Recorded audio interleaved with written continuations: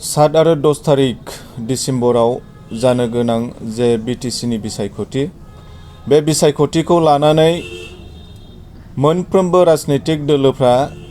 दिनै फोसावदिंनाय हाबाफारिखौ लाबाय थादों आरो बे फोसावदिंनाय हाबाफारिफ्रा मोनफ्रोमबो समस्थियाव दिनै गोख्रोंनिफ्राय गोख्रों जानायखौ जोङो नुदों। बेबादियैनो जोंनि सराइबिल समस्ति 5 नं सराइबिल समस्तियाव दिनै इउपिपिएल राजखान्थि हान्जानि गोख्रों भाबै खामानि मावनायखौ नुनानै बा इउपिपिएल राजखान्थि हान्जाया देरहागोना जे रोखा जाबाय बा 5 नं सराइबिल समस्तिनि जे बिजाथि सिला बसुमतारिया जे देरहानाया रोखा जाबाय बेखौ नुनानै दिनै बिपिएफ बिजेपि आरो गुबुन गुबुन राजखान्थि हान्जानि माखासे दैदेनगिरि बिथांमोनखौ जोङो गिख्रंनायखौ नुदों आरो बिथांमोना जोंनि इउपिपिएलखौ देरहागोनखौ नुनानै दिनै बिथांमोना माखासे षड़यन्त्र खालामनानै जोंनि इउपिपिएलनि सापर्टार्सफोरखौ बोरै बेले बेजे मोनसे परिबेस सृष्टि खालामनायनि गेजेरजों बा जोंनि रायजो राजानि सिङाव मोनसे अपप्रचार खालामनानै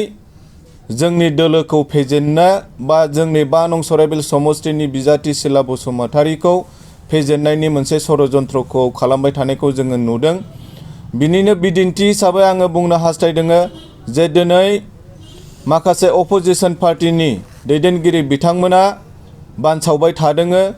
जे 5 नं सराइबिल समस्तिखौ मानगोनां इउपिपिएल दोलोनि आफादगिरि प्रमद बर' सारा बिजेपिनो फानबाय बा बिजेपि दोलोनो हगारबाय। बेबादि नंखाय माखासे बाथ्राखौ बिथांमोना रायजो राजानि सायाव बानसावबाय थानायखौ जोङो नुबाय थादों। दिनै आङो 5 नं सराइबिल समस्तिनिनो सासे भटार्स जानानै बा इउपिपिएल दोलोनि लाइमोन हान्जानि आफादगिरि जानानै आङो दिनै जोंनि सराइबिल समस्तिनि साफ्रोमबो रायजो राजा बिथांमोननिसिम आं मोनसे क्लेरिफिकेसन होनो नागिरदों जे जोङो इउपिपिएल दोलोआ जोङो बे 5 नं सराइबिल समस्तिखौ खुनु पदे बेबादि सोरबा बिजेपिनो हगारनायनि बाथ्रा फैया आरो जोङो हगाराखैबो बा बेबादि बेवहाय जोंनि गेजेराव खुनु मोनसे इउपिपिएल आरो बिजेपिनि गेजेराव बुजाफराबो गैया। जोङो 40टा समस्तियाव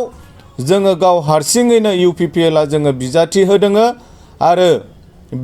बेबादिनो 5 नं सराइबिल समस्तियावबो जोङो इउपिपिएलनिफ्राय सिला बसुमतारि बिथांखौ जोङो बिजाथि महरै जोङो फसंदों आरो दिनैनि दिनाव सिला बसुमतारिया देरहानाया रोखा जाबाय। दा बिनिखायनो आङो खावलायगोन रायजो राजा बिथांमोननिसिम जोङो खुनु भुल बुजिनो नाङा जे जोङो इउपिपिएलनिफ्राय खुनु मोनसे समस्तिखौ जोङो बिजेपिनो हगाराखै बा 5 नं सराइबिल समस्तिखौ जोङो बिजेपिनो हगाराखै बेखौ जोङो जोंनि दोलोनि जानानै जोङो क्लेरिफिकेसन होयो।